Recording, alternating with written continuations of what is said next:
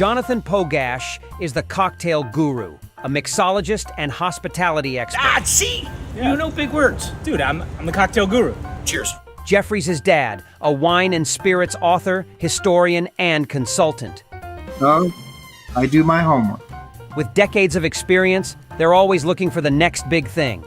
Join this father and son duo for a few laughs as they explore the hottest trends in hospitality with the service industry's leading trailblazers and tastemakers. Welcome to the Cocktail Guru Show.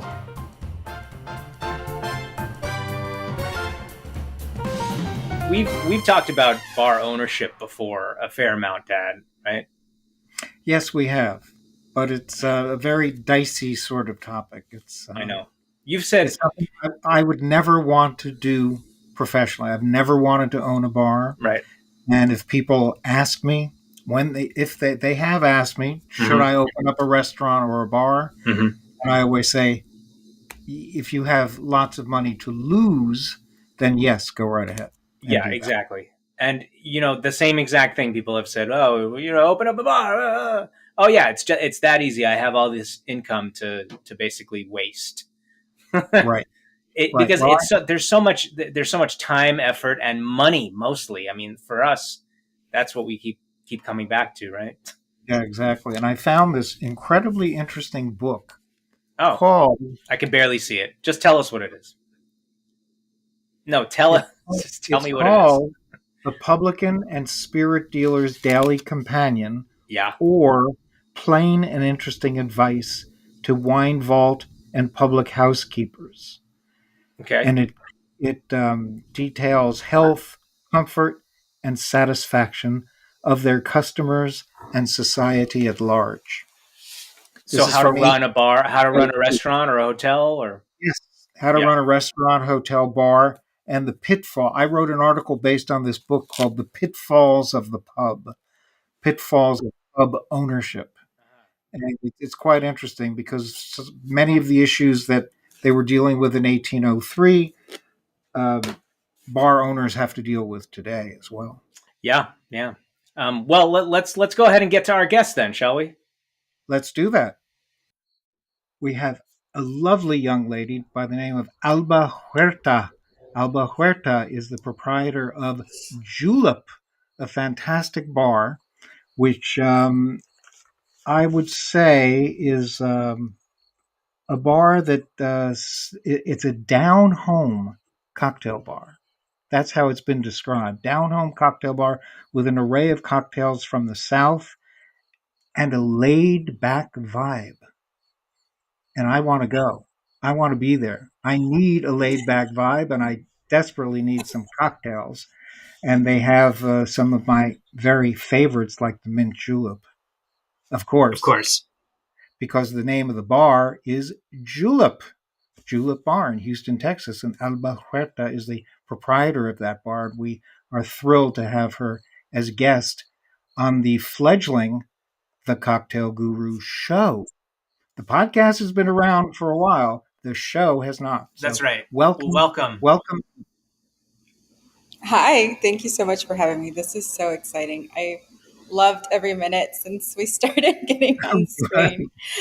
Jeffrey, you're always welcome here, by the way. We've been around for 10 years now. Come and see us, and we'd love to have you, maybe put you behind the bar for a minute and see what can be done there. Whoa. I will. I haven't been to you might Texas be sorry. in 10 years. Alba, you might be sorry that you just suggested. We're here to help. She won't be we sorry. Are. We should do a pop-up. Yeah, Dad, we should do a pop-up at Julep. And yes, we should. Yeah. Alba will be happy because I pay my bills and I'm a big tipper. Excellent. And I've known Alba for several years now, and I can't believe it. And I'm embarrassed to say that I haven't been to Julep. But I know that Alba and I have coordinated on so many things throughout the years anyway. Yeah. And it's insane that I haven't been there, but it's so great to have you, and your space behind you is gorgeous. Oh, yes. Thank you. The space behind us is called the Parlor. So it's kind of an addendum to the main bar where we host events, and I'm going to shortly open it for for regular business. So I finished some of the details, and I'm really happy about it. I'm really excited about it. You Is know, there an actual bar there? Yes, there's there an is. actual bar. Cool. Do you want me to can I Well, give you a little? if you No. want to, What then is I it? can describe. Yeah, Yeah, sure. yeah. What Go do we? ahead. So, oh, Give there's us a a tour. beautiful, arched, archways with shelves, and yeah, it's beautiful. And Um, before you were there, Alba, was that another restaurant? It was a few things. So the building is from the early 1900s, like 1902 is as far back as we can trace it. And it was for a very long time a uniform factory. And from like the 70s to like, I don't know, maybe early 2000s or something close to that. Um, it was then a wine bar, and when I took over the lease, it was actually, I guess, a nightclub because there were cabanas inside the bar with like drapery, and it was a very interesting place. So the design of the bar, of the main bar, is actually new construction, but it has that feel like it's been around for a really long time. Um, and the space that we're sitting in used to be the loading dock for the uniform factory. So trucks would enter from the back and then get loaded up and exit through the front as they would pick up their shipments. So the space the building is beautiful. It's absolutely stunning. And just adding, it needed a little bit of work, but it's overall such a great shell, such a great structure for building beautiful spaces. I ask because it reminded me of a restaurant I used to go to often in Houston called Mark's, which Oh, yeah. doesn't exist anymore. Yeah, it was a No. great restaurant and it had a similar look to it. Yeah. Mark's Yeah. is a staple in our community. Oh, is it still there? No, the building No. is there, though. The building is very church like, I would say. Yes, The precisely, windows and, precisely. So you know the restaurant, you knew it. yeah, Yeah. Well, it was a great spot. I did quite a few events there, as a matter of fact. So amazing. this is very exciting in many, many ways. I guess we have to find out more about the bar, but I need some time at some point to go over all of the accolades that Alba has received over the years. But that's going to might take too long. Might do that at the end. I'd rather hear more about the bar and the cocktails that you have. Well, Like, even before we talk about the bar and the cocktails and the accolades, I would like to know. We always like to go into kind of the origin story of people and within the hospitality world. So, did you grow up in hospitality, or did you go to school for something else, or how did you get into it? I started bartending in 1998, and I got into bartending because I had maxed out a credit card. And I'd never had a job before, and I also had never had a credit card before. So I started bartending at a bar where my roommate was cocktail serving, and I wasn't old enough to drink at the time because in Texas you can serve at the age of 18, but you can't drink until you're 21. So I would go and drop off her books during the shift so that she could have something to study, and I was there on one of those occasions where a bartender stormed out and was like, I'm out of here, blah, blah, blah. Um, and I happened to be walking in like super smiley with these books because I had to be overtly friendly, knowing that they at some point were going to be like, you got to get out of here. You're not old enough to be in here. So I'd always walk in and be super friendly. I'm like, hi, how are you? Good to see you. Hi, it's nice to be here. Yeah, yeah. How are your kids? How's your wife?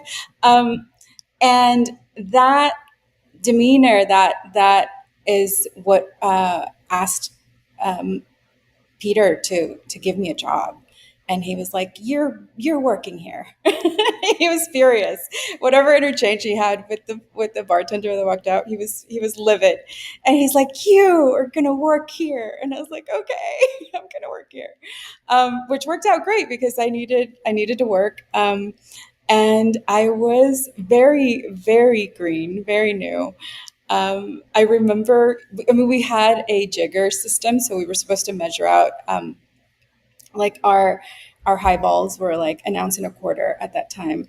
Um, and I just remember like pouring a bottle of Crown Royal and just being like, this is so awkward. And the jigger was like tilted and I could see the liquid just coming out the other side. Um, and they accepted me and they were like, okay, we can work with this. They're like, that's not too bad, we can work with this. So I worked really hard and I got a steady pour eventually.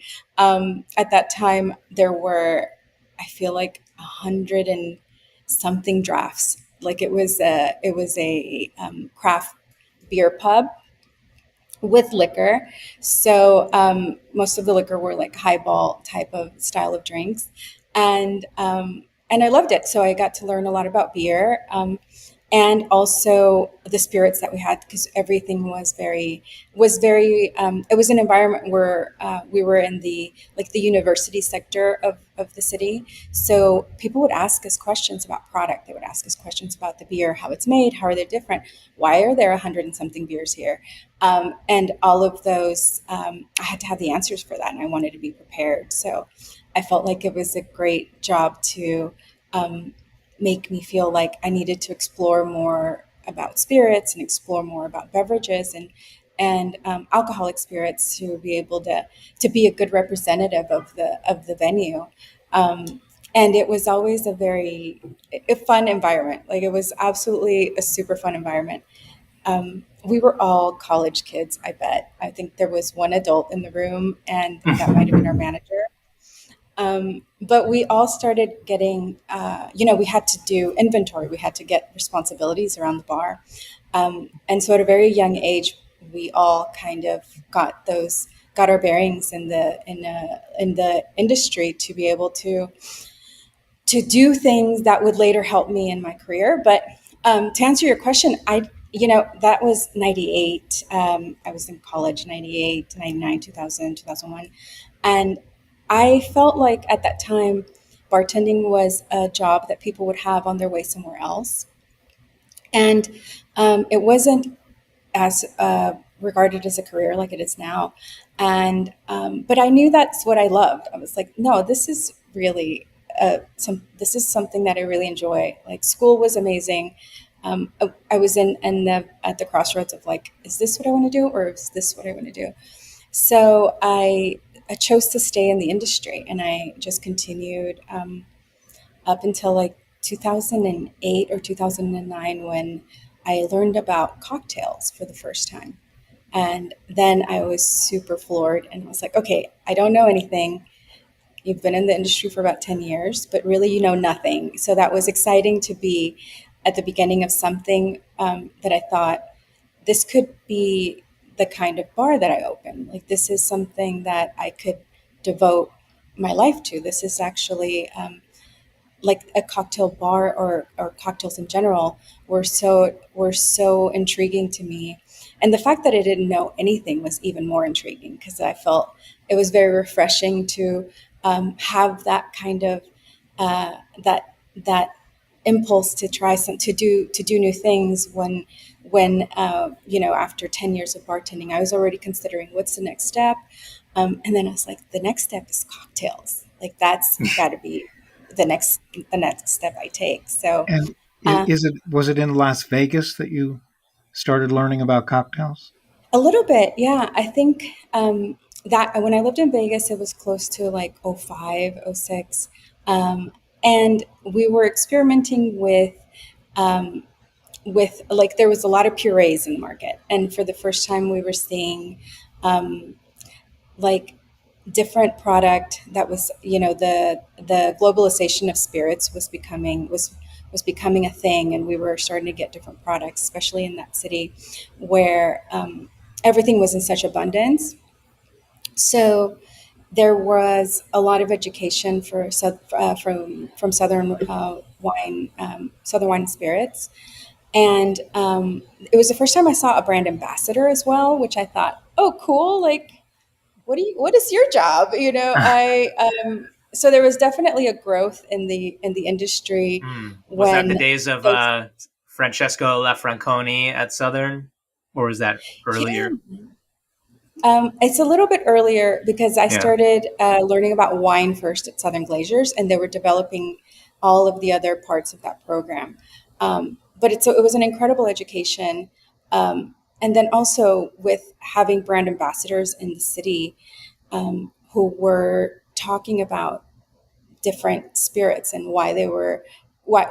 discussing craft spirits, and for the first time learning what a craft spirit is and um, how how you would use that in a cocktail. So there was a little bit of that happening at the time, but it was nothing like what was happening in New York and what was happening in these other major cities where there were cocktail bars being built that were specifically just serving those products. And and so it was just a very interesting, cool time to be to be young and learning and seeing how the industry was changing. I remind people that I started bartending prior to the launch of Grey Goose and Patron.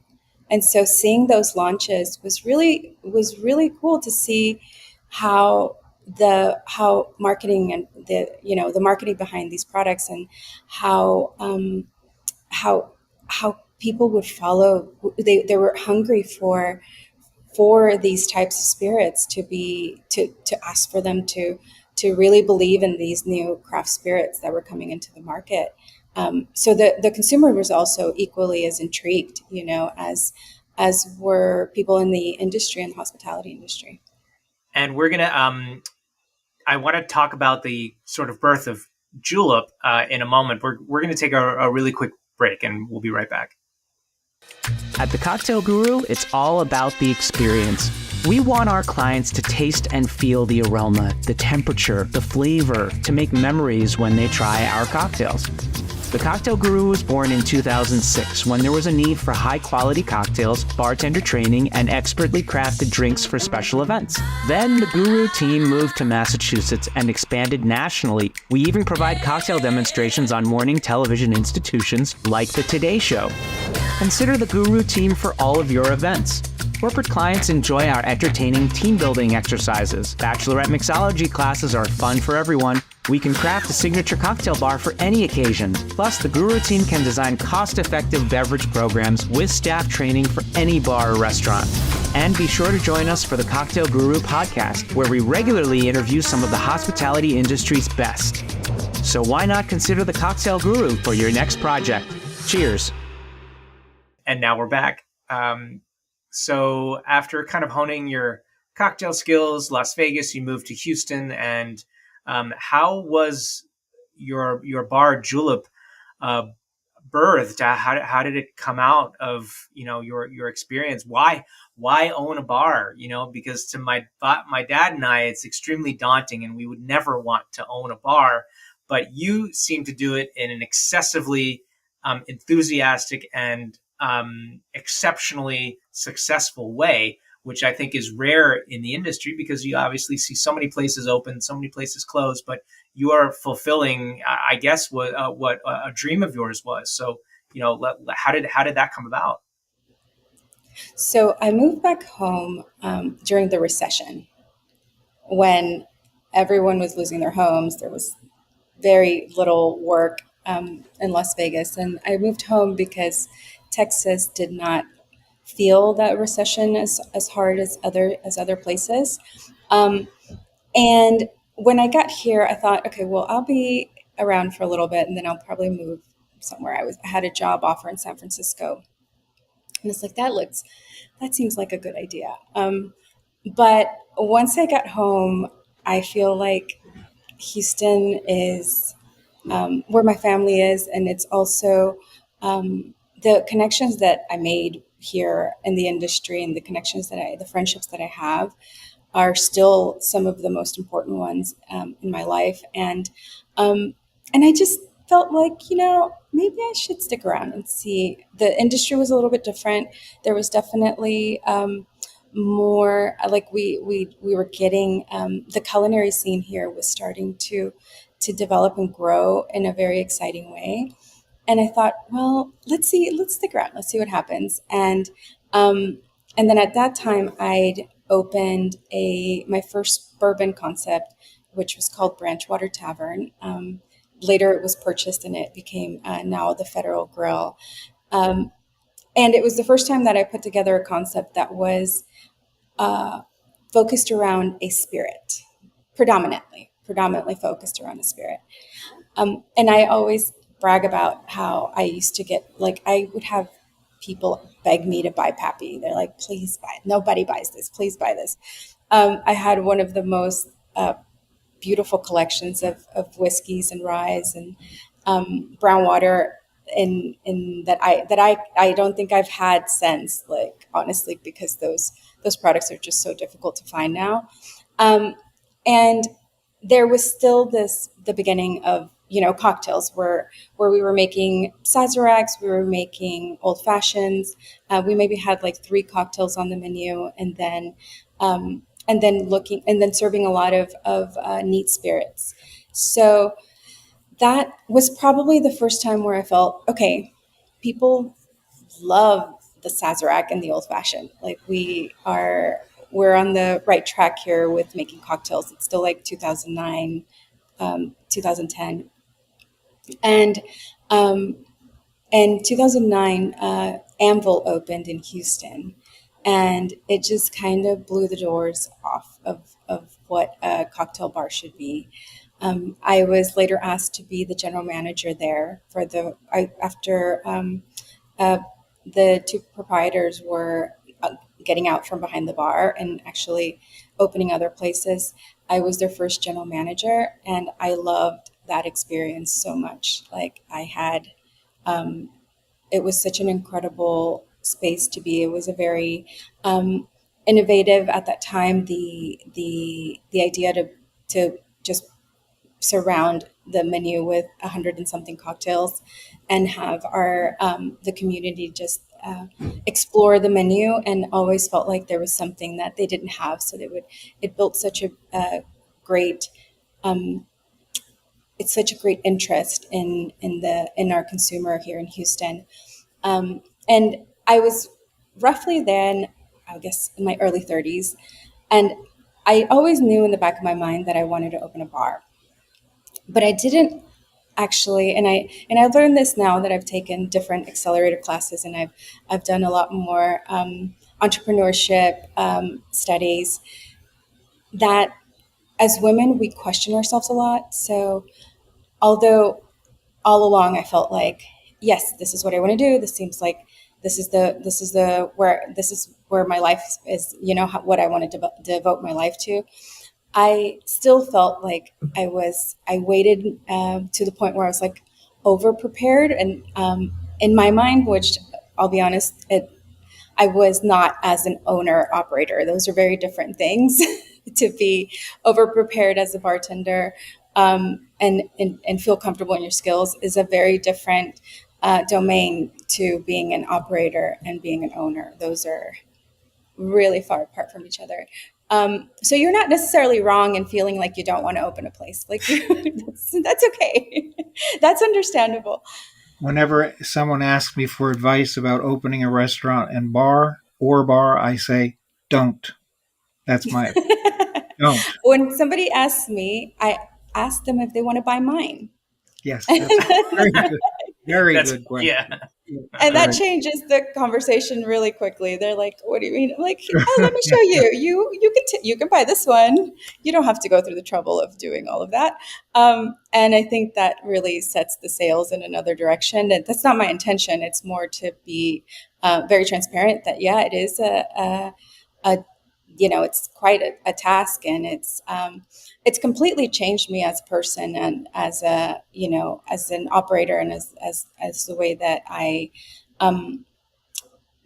I live my life, because there's an enormous amount of need that the business has and that the bar has. And So another thing is how has it how has it changed you as a person? Is it like having, I mean, what is it like having a child? Probably, I don't have children, but it's Yeah. probably like that in the Yeah. sense of the way your schedule is. My schedule is, it's very set, and I wake up at a certain time, and there's a lot of things that are going to happen every week for the rest of the business's life, right? So, I went to, for example, La Perla's 25-year anniversary in Paris with Thomas Estes. And it was their 25 year of being open. And he's like, "Hey, let's meet for lunch." And I was like, "Okay, great, let's meet for lunch." So I show up to the bar, and he was checking over. He was running like a PMEX report of some sort, and I just remember thinking, "Oh, this is forever." You're in business for 25 years, and he's like, "Yeah, there's things you're gonna do forever." The late Tomas Estes was a great mentor to me, and I got to have that to reckoning of like, okay, well, for the lifetime of this business, these are things that I'm going to have to do regularly to be able to keep a healthy business. And that was prior to Julep opening. Julep, I signed the lease in 2012, and it took about 2 years to open. As cool as this historic building is, it's also a difficult thing to open in a historic building. So it took quite a bit of time. But once it opened, it was great. It was in the waiting period, which was a little bit difficult, but and then we've only closed the door once during the pandemic. We ran a cocktail truck for deliveries for 13 months and then reopened the bar again. So the experience of opening this bar twice was really instrumental and it was a great education of. I've never thought I would have to open a bar twice, but I'm glad that I did. And Mhm. in that historic building, you serve historic cocktails, do you not? We do. We Yes, do. cocktails like the Mint Julep, the Hotel Nacional, the daiquiri, the Hemingway daiquiri, the Mojito, one of my favorites, the Queen's Park Swizzle, and also one of our tiki favorites, the Missionary's Downfall. Amazing. Yeah, Yes. So you are hired. So whenever you're ready, just make your way here and we'll be ready for you. I accept. Excellent. We're waiting for Thank you, Jeffrey. you. Thank you, The, Alba. I feel like the space, so the parlor, which is where I'm sitting today, there's a conversation in cocktails that's happening of new modern techniques for to add flavor to cocktails to create cocktails with. So the space that I'm sitting in actually is kind of a, a concept that revolves around that, where the techniques in this room are on the modern side. We use clarification methods. We use different emulsifiers. We've worked on different stabilization of cocktails. So the two rooms kind of work in where Julep has a very classic cocktail appeal. The parlor has a more modern appeal to it. Yeah, Very and it interesting. was a good time. After the pandemic is when I started to see this new group think of how to construct cocktails, and I'm like, I love it. So I like that every 10 years or so, there's something very exciting to learn, and so the parlor became that place where we can experiment with different methods and see what we can create in this room. Fantastic. And julep is where you have served the classic cocktails. Yeah, the classic and the classics, and we create a house menu of riffs on classics as Hmm. well. Wow. And Wonderful. Dad, the accolades, you've been waiting. Yeah, I'm waiting. Well, if anyone is going to succeed forever in this business, it's Alba. because the accolades just keep rolling in. Um, where do I start? In 2011, she was, well, 2012, I guess, is maybe the beginning here. Um, she was inducted into the Cocktail Dame Hall of Fame at Tales of the Cocktail. That is already something pretty big. Also, one that I particularly like, you are an incomparable in the Cherry Bomb 100. Oh, yeah. Yes, an incomparable. That we can see just by this interview. In 2014, 2014, uh, Julep Alba was awarded, or on the list of the 50 most fascinating people in Houston, and that was a Houston Chronicle list. Um, in that same year, you opened Julep, and then just a year later, less than a year later, um, you were awarded. You were in the finals for in the running for the American Cocktail Best Bar at Tales of the Cocktail, and that was a year or less after you opened. That's pretty incredible. And then you were featured in Garden and Gun magazine, which is a magazine I used to work with quite a bit. New York Times, Bon Appetit, one of the 5 best bars in the United States in 2015. And that, again, just a year or less after you opened. 2017, Esquire, one of the top 24 bars in the United States. Also, Food and Wine magazine, one of the 10 rising star female mixologists, Alba Huerta. So I know there are. A Oh lot of yeah, and then accolades. in 2018 you wrote a book called Julep, of course. Yes. So there we have it. That's I'm probably missing one or two things, but that's already a very impressive list of accolades, and And I you're know just they'll keep.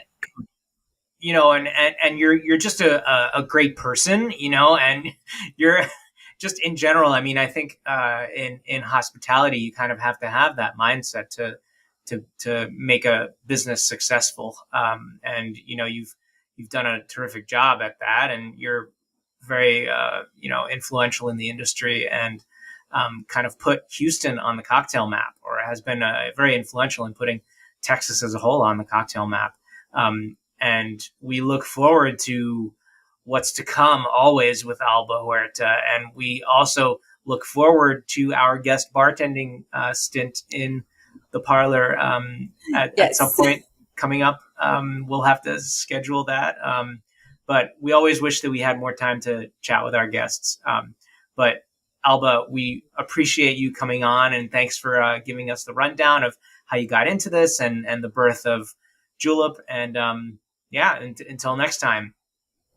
And let Thank me you so modify much. that accolade list a little bit by saying that Alba, in my book, is one of the 10 most fascinating people in the United States, not just in Wow. Jeffrey, Houston.